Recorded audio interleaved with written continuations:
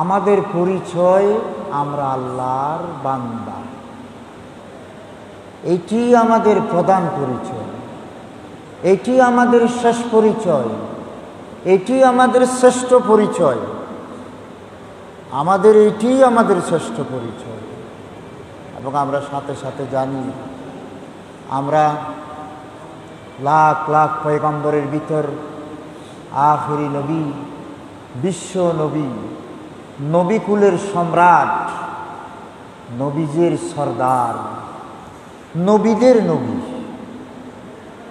আমাদের সেই প্রিয় নবীজি মুহাম্মাদুর রাসূলুল্লাহ সাল্লাল্লাহু আলাইহি ওয়াসাল্লামের আমরা হলাম উম্মত। আর কোনো পরিচয় আমাদের দরকার নেই। আমরা শ্রেষ্ঠ নবীর উম্মত, আমরা আল্লাহ পাকের বান্দা। গোলাম বললে একটু ভালো লাগে আরো, আমি আল্লাহর গোলাম। এই কথাটা বারবার যখন বলি তখন যেন মনে হয় মনের ভিতর একটা যেন আনন্দ, তৃপ্তি পাওয়া যায়। সুবহানাল্লাহ, আমি আল্লাহর বান্দা, আমি আল্লাহর গোলাম, আমি প্রিয় নবীজির আখিরি নবীর উম্মত। এর মাঝেই তৃপ্তি পাওয়া যায়, আনন্দ পাওয়া যায়, মন আনছান করে উঠে।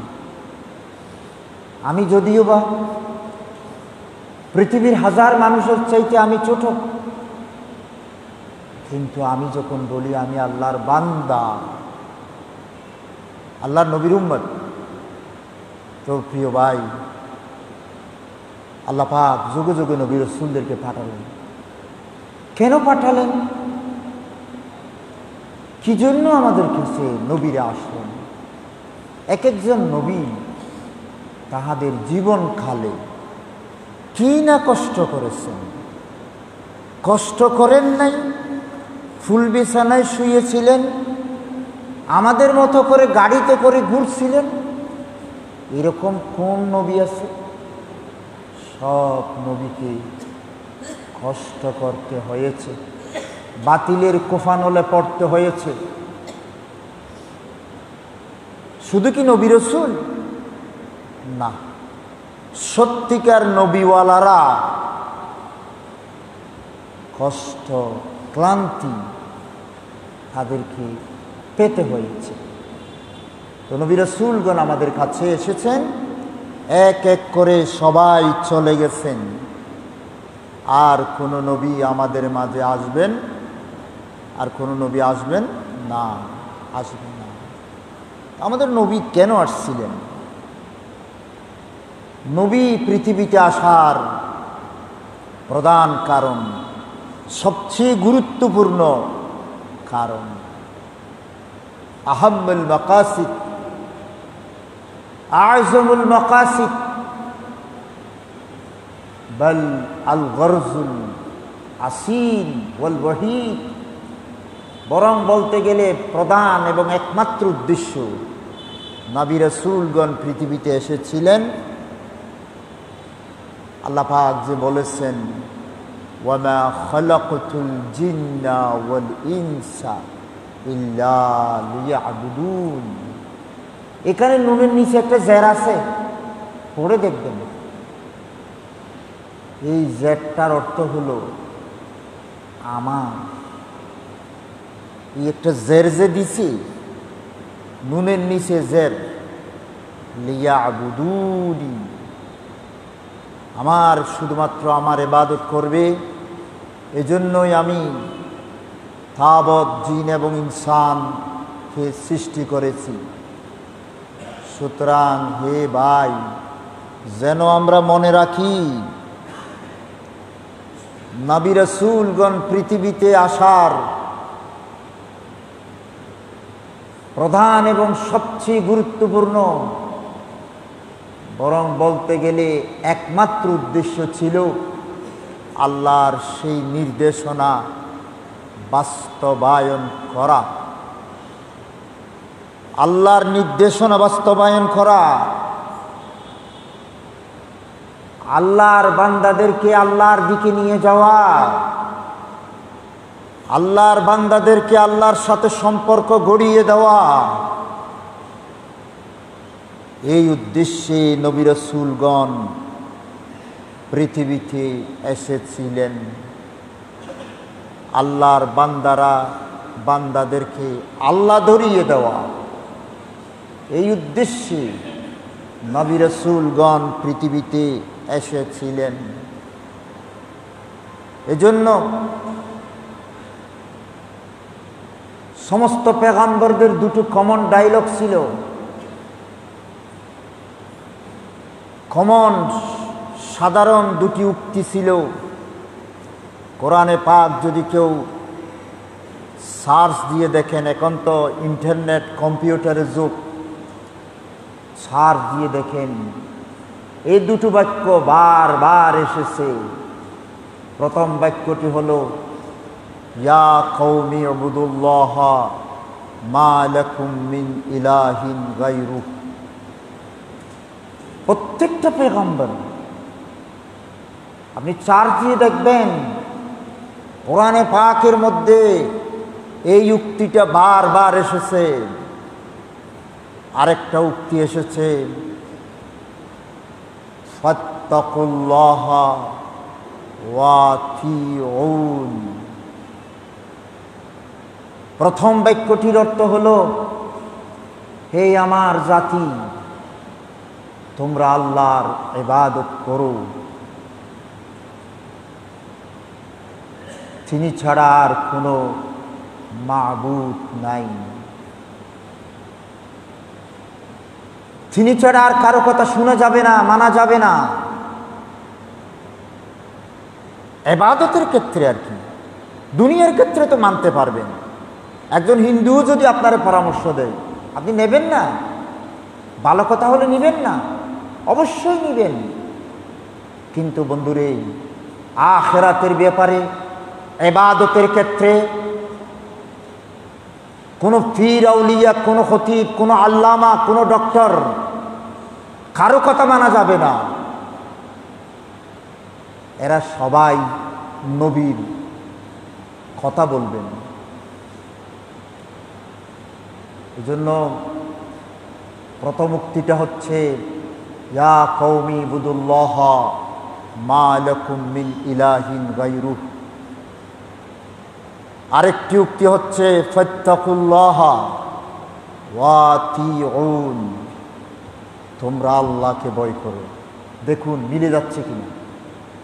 কথা একটাই, ভিন্ন ভাষায় বলতেছেন। তোমরা আল্লাহকে ভয় করো, আমাকে ভয় করো বলেন নাই কেউ।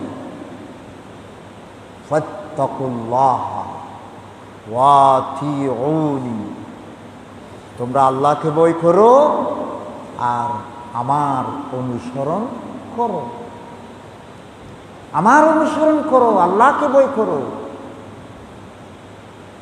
আর আমাদের আখিরি নবী মুহাম্মদুর রাসূলুল্লাহ সাল্লাল্লাহু আলাইহি ওয়াসাল্লামকে সম্বোধন করে আমাদের উদ্দেশ্যে আল্লাহ পাক ধৃত কণ্ঠে সুস্পষ্ট ভাষায় বলেছেন, নবী হে আমার, আপনি বলে দিন, ঘোষণা করুন, ইন কুনতুম তুহিব্বুনাল্লাহ, যদি তোমরা আল্লাহকে ভালোবাসতে চাও। তার মানে কি? তার মানে হচ্ছে বান্দা হিসাবে আল্লাহকে ভালোবাসা ঈমানের প্রথম দাবি। এই ভালোবাসা পূরণ হবে ইবাদতের মাধ্যমে। আল্লাহ পাক বলতেছেন, তোমরা যদি আল্লাহকে ভালোবাসতে চাও ফাত্তাবিউনি, আপনি বলে দিন, ও দুনিয়ার মানুষ, আমি আখিরি রসুল এসে গেছি, আমার অনুসরণ করো, ইত্তেবা করো। আমরা তো ওই মিলাদুন নবী, সিরাতুন নবী করতে পারলে মনে করি নবীর অনেক কাজ করে ফেলছি। সাহাবারা এগুলো জিন্দেগিতেও করে নেই। প্যারে হাজিরিন ফাত্তাবিউনি, আমার অনুসরণ করো। আজকে মসজিদে ঢোকার সময় কারা কারা দোয়া পড়ছেন? আল্লাহুম্মা ইফতাহলি আবওয়াবা রাহমাতিকা। এই দোয়াটা না পড়ে কেমনে মসজিদে ঢুকলেন? এটা তো নবীর অনুসরণ করা। বের হওয়ার সময় অবশ্যই দোয়ার মনে রাখবেন, আল্লাহুম্মা ইন্নী আসআলুকা মিন ফাদলিকা। প্রিয় নবীজির অনুসরণ, অনুকরণ। এই যে ভাই দাড়িকে এমনি রাখছি না রে ভাই, এই ভাইয়েরা আপনারা যারা দাড়ি রাখছেন এমনি রাখছেন নি? ইত্তেবাই রাসূল, আল্লাহর নবীজির ইত্তেবা, অনুসরণ। আমার নবী দাড়ি রেখেছিলেন, আমি দাড়ি কাটতে পারি না। ইত্তেবাই রাসূল। প্রিয় ভাই, দিনের জন্য যারা আজকে কোরবানি দিচ্ছেন, বাতিলের জুলুমের শিকার হয়ে বছরের বছর কারাগারে বন্দি জীবন কাটাচ্ছেন, তবুও মাথা নত করে না বাতিলের সামনে। কোরআনের রাজ কায়েম করার জন্য বাতিলের সেই বিচারের নামে প্রহসন করে ফাঁসির কাস্টে যারা ঝুলে যাচ্ছেন, আপনারা কি মনে করেন এমনিই করতেছেন? ফাত্তাবিউনি, নবীজির ইত্তেবা, নবীজির অনুসরণ করা। সুতরাং ভাই সব, এতক্ষণ পর্যন্ত শুধু একটি কথা বললাম, নবী রাসূলগণ পৃথিবীতে এসেছিলেন আমরা যেন আল্লাহর সত্যিকার আবেদ হই, ইবাদতকারী হই। আল্লাহর সাথে আমাদের সম্পর্ক যেন মজবুত হয়ে যায়, আল্লাহকে ধরিয়ে দেওয়ার জন্যই পয়গম্বররা এসেছিলেন। সুতরাং ও ভাই, সম্মানিত হাজিরিন, এই যে কমন ডায়লগ বললাম, ইয়া কওমি বুদুল্লাহ মা লাকুম মিন ইলাহিন গায়রু ফাত্তাকুল্লাহ ওয়া আতিউন। আমার প্রিয় হাফেজ সাহেব ভাইরা ও হাফেজে কোরআন ভাইরা, কতবার কোরআনে এসেছে আপনারা তো জানেন। প্রথম ডায়লগটা আসছে 9 বার, শেষেরটা 10 বার।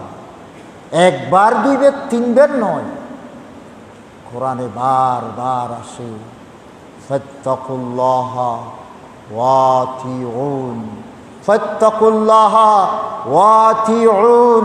কত গুরুত্বপূর্ণ কথা। আল্লাহকে ভয় করো, আমার আনুগত্য করো। সব নবী রাসূলগণ এই কথা বলে বিশ্ববাসীকে দাওয়াত দিয়েছিলেন, এরপরে তাহারা চলে গেছেন। জেনে রাখতে হবে, মনে রাখতে হবে। আমরা অনেক সময় কথা বলি, শুনি আর মনে রাখি না। নবী রাসূলগণ পৃথিবীতে নিজেরা প্রতিষ্ঠিত হওয়ার জন্য আসেনি। কেন এই কথাটা আমরা মনে রাখি না? নিজেরা প্রতিষ্ঠিত হওয়ার জন্য আসেনি ভাই। এই জন্য ভাই রে, কোন পয়গম্বরের মাজার বা দরগা নাই। ইসলামে কোনো মাজার হতে পারে না, দরগা থাকতে পারে না। আল্লাহর ওলিদের যে মাজার হয়েছে, ওনারা যদি কবর থেকে উঠতে পারতেন, মাজারের পক্ষওয়ালাদেরকে লাঠি দিয়ে ফিটাইয়ে দুনিয়া থেকে খতম করে দিতেন।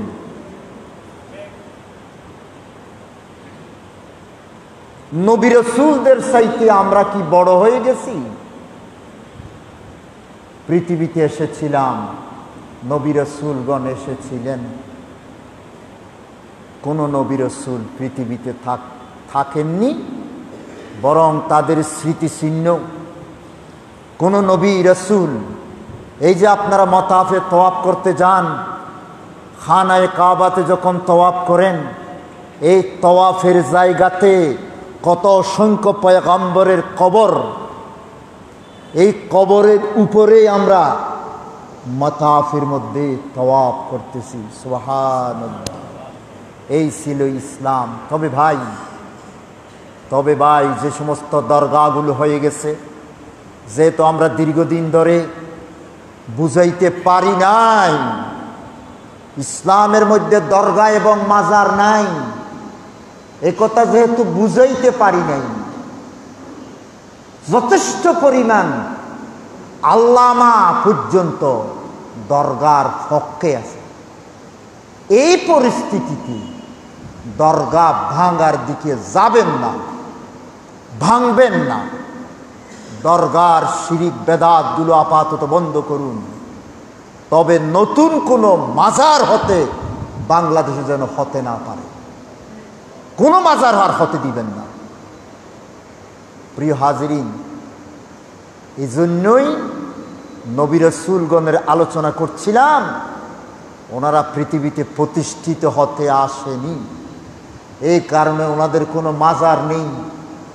যদি আপনারা ফেসবুকে দেখেন অমুক নবীর মাজার, আল্লাহর কসম এগুলো সব মিথ্যা বানাওয়াট। যেখানে নবী রাসূলদের মাজার পর্যন্ত মিথ্যে বানাই ফেলছে, এখানে কি পরিমাণ ভণ্ড মাজার আছে। হ্যাঁ ভাইগণ, নবী রাসূলগণ প্রতিষ্ঠিত হতে আসে নাই, এই কারণে ওনাদের কোনো মাজার নেই, কবর পর্যন্ত চিহ্নিত নাই। সুবহানাল্লাহ। আপনার দাদার কবর হয়তো আপনি এখনো কবরস্থানে গেলে বলবেন এইখানে আমার দাদা দাদু শুয়ে আছে, বলবেন না? চিহ্ন আছে আর কি ভাই, কয়দিন থাকবে? না থাকাটাই স্বাভাবিক। হাজিরিন, সম্মানিত মুসলমান ভাইগণ, কি আলোচনা করলাম? নবী রাসূলগণ পৃথিবীতে এসেছিলেন আমরা যেন লা শরীক আল্লাহর ইবাদত করি, শুধুমাত্র একটা। ওমা খালাকতুল জিন্না ওয়াল ইনসা। আরবে কিছু বুঝে নেন, আমি আর কোনো উদ্দেশ্যে বানাই নেই। তো ভাই আমরা আর কাজ করবই বা কেন? আল্লাহ আমাদেরকে একটা কাজের জন্য বানাইছেন। কয়টা কাজ? একটি কাজ, লিয়াবুদুনি, শুধু আমার ইবাদত করবে, আল্লাহ পাকের ইবাদত করবে।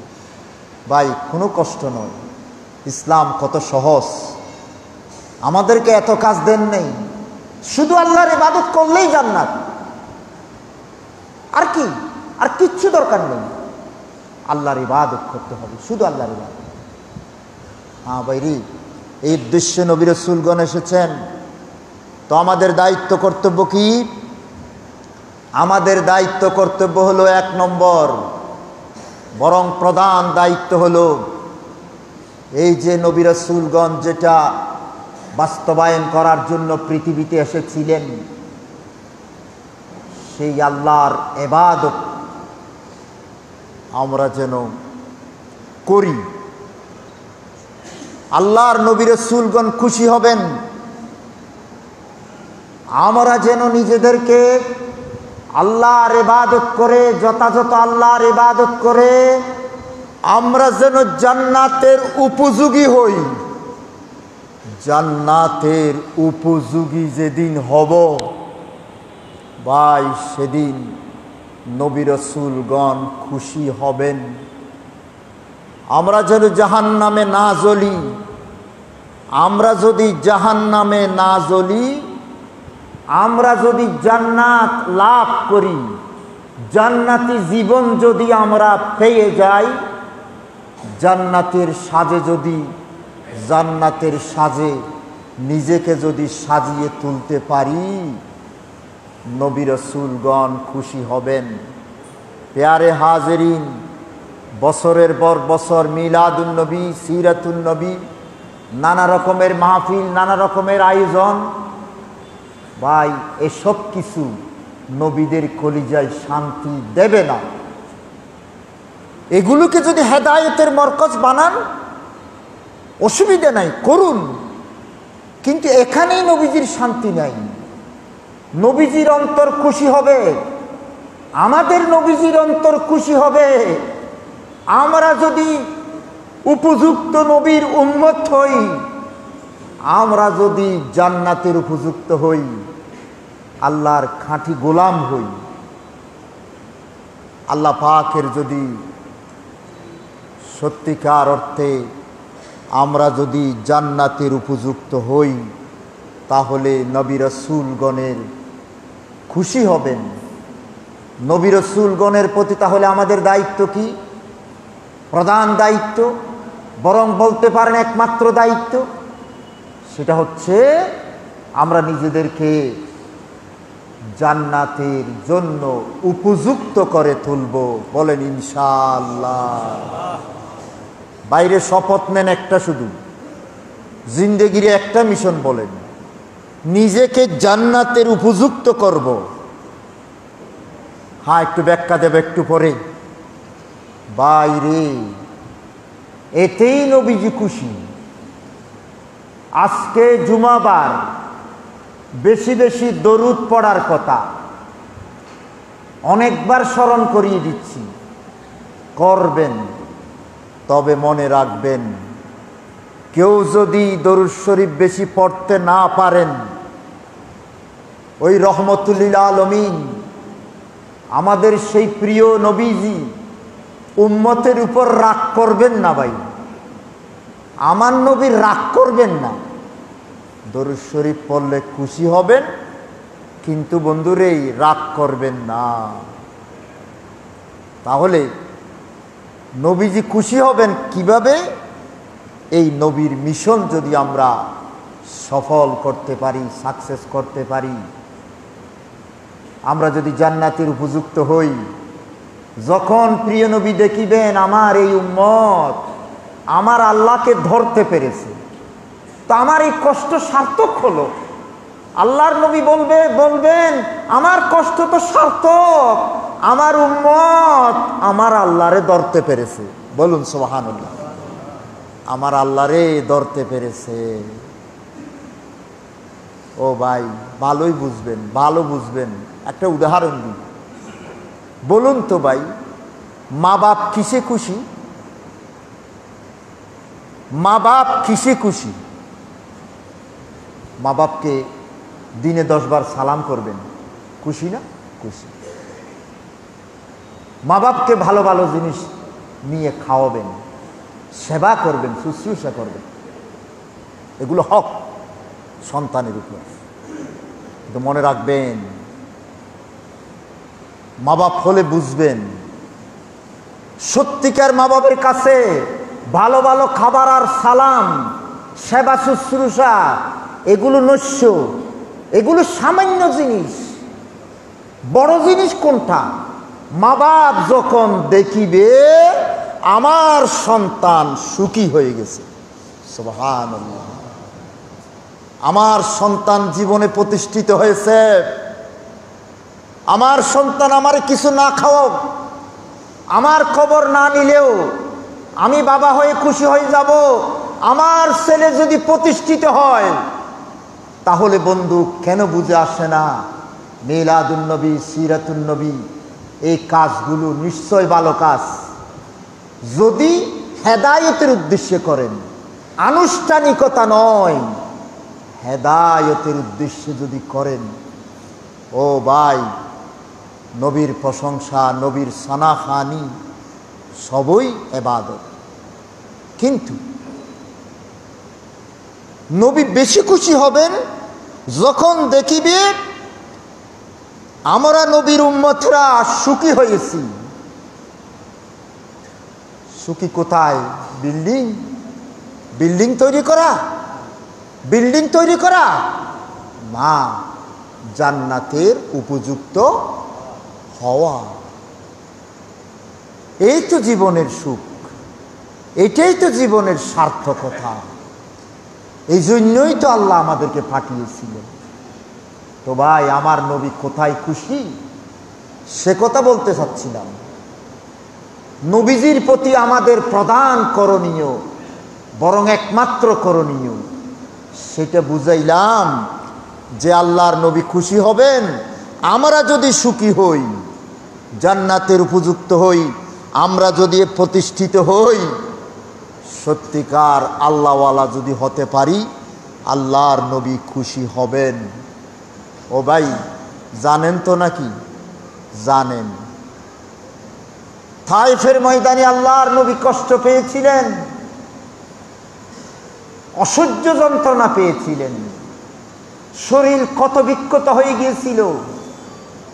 সেদিনে আল্লাহর নবী এমন ব্যথা পান নাই, নবীজি অভিশাপ দেয় নাই, যারে যারে চোখের পানি ফেলে কাঁদেন নাই নবীজি, তায়েফের ময়দানে কাঁদেন নাই। এত ব্যথা, এত কষ্ট, তারপরেও এত বেশি কাঁদেন নাই। কারণ আমি কষ্ট পেয়েছি, এটা কষ্ট তো আমি পেয়েছি, তায়েফবাসী আমারে কষ্ট দিল।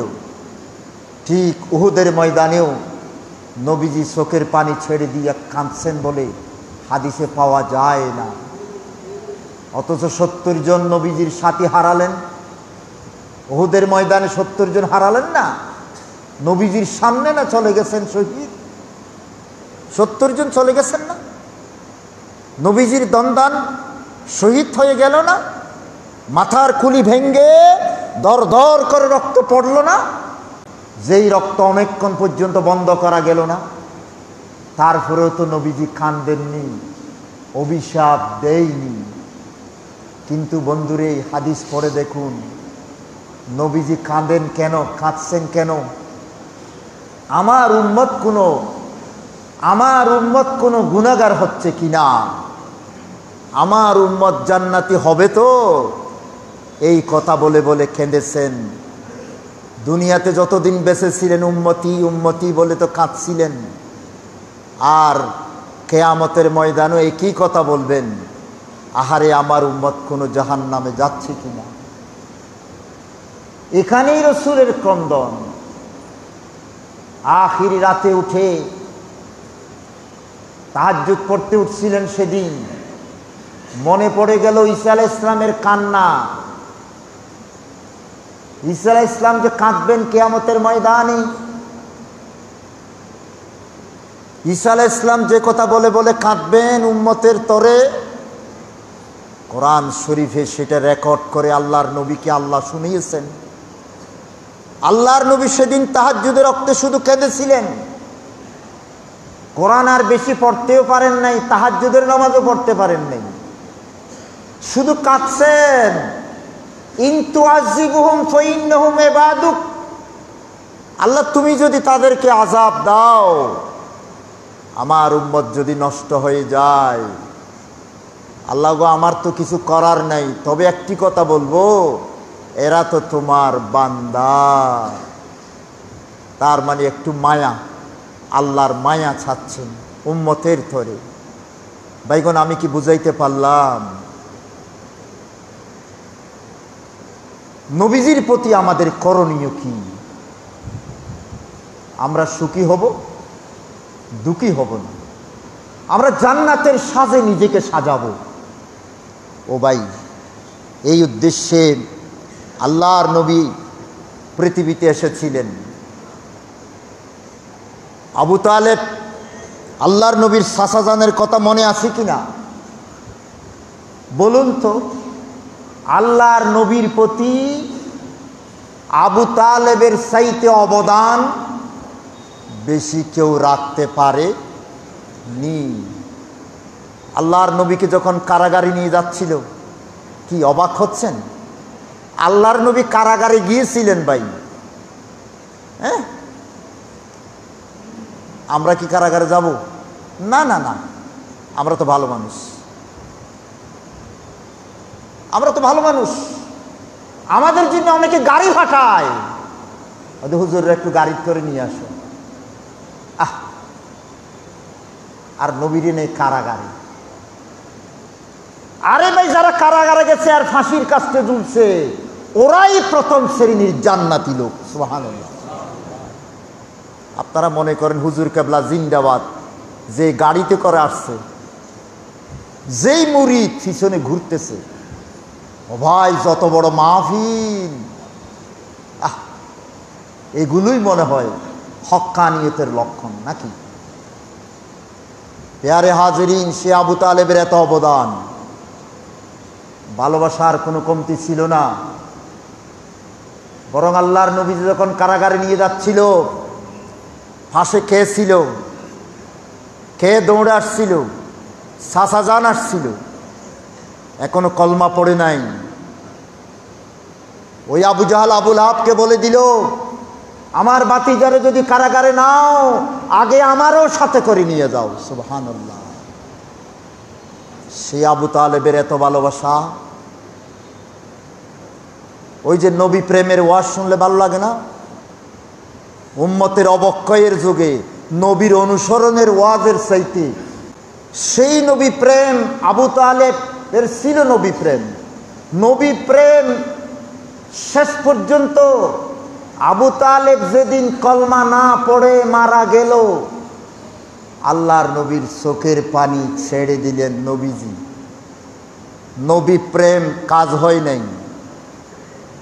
আবু তালেব তো জান্নাতের সাজে নিজেকে সাজাইতে পারে নাই, এই কারণে প্রিয় নবীজি চোখের পানি ছেড়ে দিলেন।